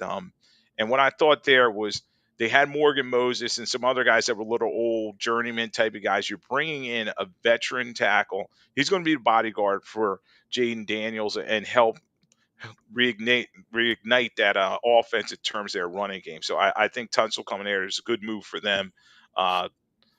It's going to be interesting to see how quickly that line gels and can Daniels avoid that sophomore slump. All right, I do want to go around or outside the league for a couple of things. You get these former quarterbacks, you get all these analysts saying, whatever they want to do. So Cam Newton came out, former quarterback, current analyst, and he's basically doubling down. He's saying that Jalen Hurts is not among the top 10 quarterbacks in the NFL. And, he's pretty much putting everyone on blast if they disagree with him. This was on his podcast, 4th and 1. I think it was released Wednesday. And he said, basically he left Hurts off the list. And he said, he gave his reasons, or the point that Cam is trying to make here, ladies and gentlemen, is let's make people debate about sports again, because there are too many homeboys in the industry. There are too many people, the insiders that are moved by relationships and moved by, oh man, I can't talk bad about this person, or I can't critique his game because I know the coach or I know this particular person. Well, you're not talking about the person. You're not even talking about your guy's relationship. You're more or less talking about their performance, and that's what I will talk about. Okay, fine. So I guess he basically was looking at Ryan Clark, Orlovsky, who criticized Newton's list because everyone gets so bent out of shape over list and this, that, the other thing. I don't I don't believe with some of these guys that are former players or former quarterbacks. I think some of them are clowns, but I also think some of them that kind of fly under the radar make really good sense. Like some of them are very good follows on social, but they're not on the major networks, i.e., like the mothership. And I guess the question to you is, do you believe when we're talking about certain quarterbacks that maybe former QBs that are now in the media, they are afraid to be overly critical? You know, that was kind of going to be the knock when Aikman came out and started doing games, but Aikman's fair. You know, Romo coming out. You know, how is Brady going to critique a quarterback, or, you know, the type of criticisms, the tone when describing a quarterback's poor play? I, for one, think if you're behind the mic and you're giving your opinion, if you're genuine and you can back it up, that's great. Not everyone wants to disagree. Not everyone will agree or disagree. But I also believe that the list is just BS. People make lists to make lists just to get a rise out of people. So you hear when Newton says, do you think there's any validity to that? Players are afraid to criticize because of their relationships with said player and or teams. Oh, I agree. There's always going to be favoritism and bias, and that's always, even with certain writers. I used to see writers, they would become buddy buddy with a player, and then they write an article, a love letter about him. You know what I mean? Or So some that couldn't. I know yeah, beat and then writers to this day that can't, exactly yep, that used to just for no reason. And I work with them couldn't at get over them, at and Sports then they Network. Yeah, just could not kill them. killed Just Eli for years. Yep. every time, I never liked that guy. No matter what they did, they're just always going to Yep. take that stance. And I do kind of agree with Cam that certain guys, they want to protect their job. You know what I mean? And um, they have their favorites. They did, like you can't talk about the Chiefs and say, oh, the refs are in their back pocket. You know what I mean? And everybody's going to defend that immediately, or whatever you have. So I always say keep it even. Look at the stats. Look at the film. Provide key analysis. And it's tough for these former players that were great. Like Tom Brady, it's got to be tough for him and in terms of looking at it objectively, because it was always like, oh, why would have did this? You know what I But do you mean? think Newton is critical of Jalen Hurts because Jalen Hurts has more of a body of work in a couple years in the NFL than Cam Newton has his entire career? You know, I think the whole thing also started, let's be honest, when someone asked Cam Newton, would you give up your MVP for a Super Bowl ring? And he said no. Yeah, and he obviously has a bone to pick with Jalen Hurts, and he's not the only one. We've seen Chris Sims and some other guys, where they're afraid to say, "Oh, I was wrong about this guy." When Hurts was drafted, he came in as an unheralded second rounder, and then he thought, maybe he is a gadget guy, but he's progressed. And then the biggest thing, like you said, Q, he's a winner. He won the Super Bowl. He won the biggest game, and then when he went to the Super Bowl before, he competed very well in 2022. The Eagles were right in that game, so it's a situation where, like, all right, enough's enough. So And let me ask you this yeah, question. Let me ask you this question. Why are why do some feel the need to criticize a quarterback if they are surrounded with great talent? Like, is Jalen Hurts any less of a quarterback because he's throwing the ball to A.J. Brown? He's throwing the ball to Devontae Smith. He's got a solid tight end. He's got some good skill set players. He's got a very good defense. He's got arguably the best back in the NFL. Like, why is that a negative? I mean, seriously, did we criticize Bradshaw because he was throwing to Stallworth and Swan and had Harris? Did we criticize Montana and say, well, guess what? You got Taylor, you got this kid Rice, you got Roger Craig. I mean, Aikman, we're going to criticize Aikman, Irvin, Harper, and Emmitt Smith. Like, I feel as though there's these ex quarterbacks who haven't done diddly in their career. Sorry, they haven't. They haven't done anything compared to what Jalen Hurts has already done in a handful of seasons and a handful of years. And now the lazy take is, well, look who he's surrounded with. Look at the talent he has. Does that make him any less of a quarterback? The kid, he still has to go out there and perform. And oh, by the way, he outperformed Patrick Mahomes not once, but twice in a Super Bowl. One they lost, one they won, and he garnered MVP. Like, I just, and I'm not even an Eagles fan, but it bothers me so much. Like, just give the kid his just due and get off his back. Yeah, it's that's an easy argument, because as you were talking about, you look at any Hall of Fame quarterback, any quarterbacks that have won, it's 11 on offense, 11 on defense. You know what I mean? You got to have the support. No great quarterback has not had a great offensive line or a running game. Correct. Players at receiver. You could go on and on. Montana, yeah, he had Jerry Rice. You know, it's just they all have a piece of the puzzle. Unfortunately, they always highlight the quarterback way too much. Whether they win or lose. They don't want to give them their just due. And it's crazy in terms of Jalen Hurts. I mean, I don't know if it's because he's kind of a low volume guy and he's not beating his chest all the time, and saying how great he is and everything.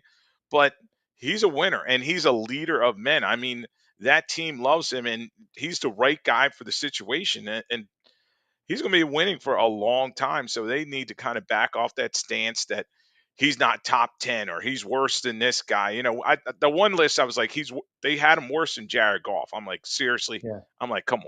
Yeah. Well, listen, I don't think Jalen Hurts is going to be afraid to fall on a fumble, right? In the biggest stage of his frigging career in his life. I mean, Cam Newton, he had a moment in the NFL and he was the best quarterback in the world when he won that MVP and they won 15-1. And then they got absolutely ambushed in the Super Bowl. That's it, bro. That's your career, man. That's it. You can be a talking head. You can have an opinion. There's nothing wrong with that. But, you can't blame a quarterback because in any sport, all we do is stick the quarterback under the microscope because it's the face of the franchise, period. You ever notice when we're talking NBA, we're not tagging wins and losses to a player. We're not. It's an individual position, meaning there's so much scrutiny with it. The goalies in NHL, the pitchers on the mound, now the quarterback under center in the NFL. So yes, it's human nature to sit there and over critique, under critique, overanalyze, underanalyze. But like you said, all he does is win.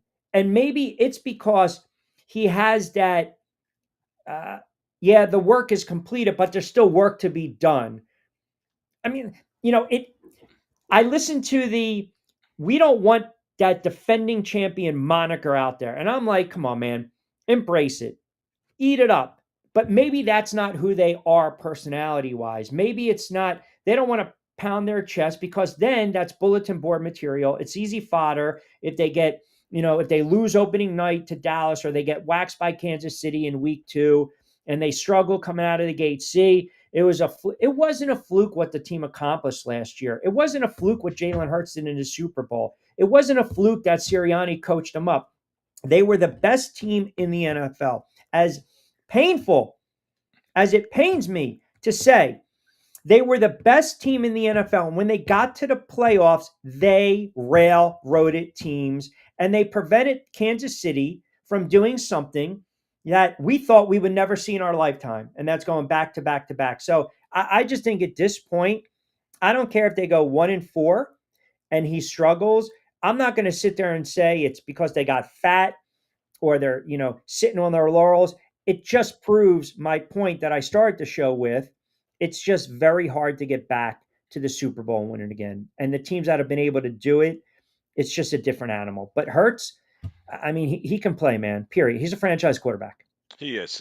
And they are the hunted, and he's going to have to prove it again. But some of these guys that have never liked him or given him his flowers, they have to have some objectivity. They have to say, dominant in the Super Bowl last season, as you said, played well in 2022, and he's a winner. I mean, he gets it done. And look at his rushing touchdowns, everything. If you factor in his whole body of work, it's not even close. And I always hear that guys always celebrating like a Justin Herbert. Well, Justin Herbert, what has he done? You know what I Yeah. mean? Yeah. So, Hurts, he needs to be up there in terms of these lists. I know these lists are about debate and all that fun stuff and the real games will play everything out. But you got to have some objectivity in And terms that's the of hurt problem. and his And body's work. that's what, Vince is saying is Cam, he's entitled to his opinion. He is. He's entitled. I listened to the whole spot several times. And I also listened to him basically say he'd rather have an MVP than a Super Bowl. That tells you the type of person and player he is. It's not a guy I want in the foxhole. You kidding me? You want a Super Bowl trophy instead of a ring? I'm sorry, an MVP trophy instead of a ring? Get the hell out of here. Yeah, He was and a that selfish player, yeah, period. and that's all. I didn't win one, so this That's is what the I'm saying. stance I'm Everyone's going. entitled to their opinion, but you also have to be fair and objective, even if it pains you. As a Yeah, Giant fan, it pains me to say how good this team is. And I think they do have a legit shot to get back to the Super Bowl winning again. But I'm also being a realist and I'm also trying to be objective in saying that in a lot of years, you and I have been doing this and covering the league and covering the NFL and speaking of players, it's so hard to get back. Like, you have to have everything go right again, or a lot of things break in your favor. And if they don't get back, I don't look at it and say it's a disappointment. It's just because now you got the target on your back, you got the bullseye on your back. Every team is going to give you a little extra. They're going to dig in a little more when they take on the Eagles. So, hence, before about that, well, let's sit there and say we don't want that defending champ moniker on us. I was just kind of like, all right, it's already July and I'm annoyed already by this team. yeah, they're going. They're already people are talking about, oh, that ring's so gaudy. The wing, the rings that they gave out, and it, Hey, they're a the ring is a champ. ring, They're the man. champs. So everybody's going to get up to play them. And the great thing is we got 17 games that they're going to play, and we'll see how they turn out. Now the roster, when you look at man for man on paper, they should be ranked number one going into the season. You know what I mean? I haven't done my power rankings, but they should be number one, and it's not even close. I mean, they have a solid core of guys, whether it's Saquon, the offensive line is dominant, and they've reloaded on that defense, and they are already staunch enough. They were talking Yeah. about that was the greatest defense ever. So a lot of good things going for the Eagles, but they do play a tough schedule. Yep. Um, and the national spotlight's going to be on. They're going to be on national TV a lot, and we're going to see. Which great segue when we close it out. Apparently, ESPN's trying to get UNC a lot of airtime with Belichick, and they sold out season tickets. I spoke to Costco yesterday from On Three, Nick Costco, and we were talking about the ACC. And I mentioned, okay, what's the realistic expectations here? Can Carolina win 4, 5, 6 games? What would you deem a successful season? 6, 7, 7, maybe a bowl game, maybe a win. Okay, fine. My question to you is, and we debated this for a while yesterday, if Belichick wins 6 or 7 games and say they win the Tostitos, Pringles, Diet Coca-Cola Bowl, does that make him more attractive and appealing to the NFL? Or do you believe it's cycled out? Do you believe at this point the NFL, it's past Belichick by? Well, I think Q would enhance his resume. He's already shown his body of work in the National Football League that he can get it done. It may make an owner say, "Oh, okay, he has enough energy. He's like Pete Carroll, even at his advanced age. Give him another bite of the apple." And I still think the right owner, if they want to make a splash, I always think Jerry Jones. We know that Schottenheimer was not his first choice. If he could get Belichick in there to kind of become the big story again and revitalize that team, he would do it. So I think he's going to get another shot. And I said, yeah, if they see that, okay, he's around young people, he's going to know guys coming into the draft that he scouted in school for one season, that it may reinvigorate the chance for him to get some interviews next year. Can you see a scenario? And I know we got a couple minutes. I got to wrap it up. Yep. Do you envision a scenario where Cleveland Flames out, they don't have their quarterback, Stefanski gets fired, they're in the Arch Manning sweepstakes, and that maybe sways, a prominent head coach in college or someone in the booth, i.e., or Belichick, to Cleveland? Yeah, he would have to, Jimmy Haslam would have to back up the Brinks truck. He'd have to and then give him, the contract that he wants, and also QE'd have to give him total control. So that means Yeah. that Andrew Barry would probably be out. But if they give him all his checklist items, yeah, I think Belichick would be interested in that situation. But it's tough in Cleveland. They they just don't have a plan. So it's going to be fun to watch and see how Belichick does, and if he wants to get back in the league. He's so close to Schuler's record. So That's what we talked I about. think that's really going to be the driver. I I echo those sentiments as well. I told you too when I had my cup of coffee in Cleveland. It snowed in September. I was like, this is not for me. All right, good stuff as always. Don't forget catch Lloyd every Monday 8 to 9. Lloyd Vance's Insider Football and Sports Radio 102.9 FM. The Game, Coastal Sports Network with our guy Angel Martinez. Also does a great job with your co-host and your son joining as well. Give him a follow at Lloyd Vance, always kind enough to give us time on Tuesdays and Thursdays. I appreciate it, brother. Excellent stuff. Great insight. Have a wonderful weekend. We'll do it again next week. All right, Q. All right, there you have it. My guy, Lloyd Vance. Excellent, excellent, excellent stuff. Got a lot of comments. I know we're closing in on 6 o'clock. Sarge chimes in. Q, what do you honestly think the realistic expectations are for Hunter? I guess he's talking about Travis Hunter, and I think that's also what De Facto asked. I think this kid's going to be a player. I just want to see what they're what they're going to do. All right, I'm going to give him more reps on offense, reps on defense. I mean, the kid's an athlete; he can flat out play. Kevin C, North Jersey chiming in. Q, do you envision the depth chart of the Giants being Wilson and Dart? Do you think they cut Winston? I think they're going to keep Winston because he's still a veteran. They might go in DeVito is probably going to be on the outside looking in. I mean, well, let's be honest. Russell Wilson is going to be the week 1 starter. He's going to have his 6 games to get it done. But you have Winston on the roster just in case Russell Wilson gets nicked up. If he struggles and benched, then yes, you're going to start to hear rumors that Dart's getting more reps at practice, and then Dart will probably slide up into that backup role sooner rather than later. That's the way you look at it in the NFL, especially when you draft young quarterbacks. Let me give you the Q-Factor before we get out of here on a Thursday. We want a little baseball WNBA as well. M's plus 135 money line against the Angels. Padres minus 125. A little juice to the over on that one versus the Cards. And the Aces laying 2.5 versus the Fever. We had a nice little run, 7-3 over our last 10 in the WNBA. So we're going to keep that momentum going. And of course, the picks from our good friends of our Back Your Play segment. You'll see in the show notes 20% off fresh roasted coffee, BYP 20. Excellent stuff today on the wrestling. And, of course, the passing of Hulk Hogan. And remember how we started the show. Legacies, how you view someone's legacy, it's not always, living that pure angelic life, right? I mean, we know what transpired with Hogan. When you look at someone's complete body of work, man, you got to be fair here, right? And from an entertainment standpoint, yeah, one of the best to do it. But again, his behavior, some of his comments, his line of thinking, I don't ally with it. I don't like it. But you're not going to tap dance on somebody's grave, so to speak. But you just got to kind of keep it in perspective when you start talking about legacies. But again, I'll say it again.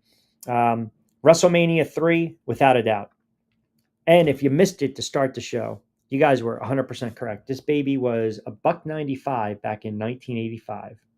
I would say probably about a graded 6-7, maybe a 7. It's all about the edges. You need to keep the corners and the edges kind of, nice and tight, as we like to say. All right, fast approaching 6 o'clock. Just a reminder to check out Triax57.com. Log on their Facebook page, Triax57.com. Also, you can follow me at Rich Q on IG and X, Rich Q on TikTok, Rich Q on the mic. Subscribe to the YouTube channel. You guys have been fantastic. We're going to start putting out more shorts. Also, some Q's picks, Q-Fecta, Q's plays as well. And we'll do that from our good friends over at Fresh Roasted Coffee as we are fast approaching 6 o'clock. Back in the saddle tomorrow for a What the Frig Friday. Start thinking about what made you say what the frig this week in the world of sports. Excellent stuff from Lloyd Vance, always kind enough to join us. And, of course, you guys with the comments and the eyeballs, and keep those comments coming. You can always tweet at me, at Rich Q on Q. You can hook up with me on Facebook as well, IG at Rich Q. Subscribe to the YouTube channel. As we like to say, have a wonderful Sports Thursday. It is supposed to be a hot one tomorrow. So stay cool, and we'll take you home from 4 to 6 And I can tell you right now, I will say this. It will be a t-shirt day tomorrow because it's going to be 93. All right, you guys have a good Sports Thursday. As always, be safe, be sound. Hasta luego, buen día.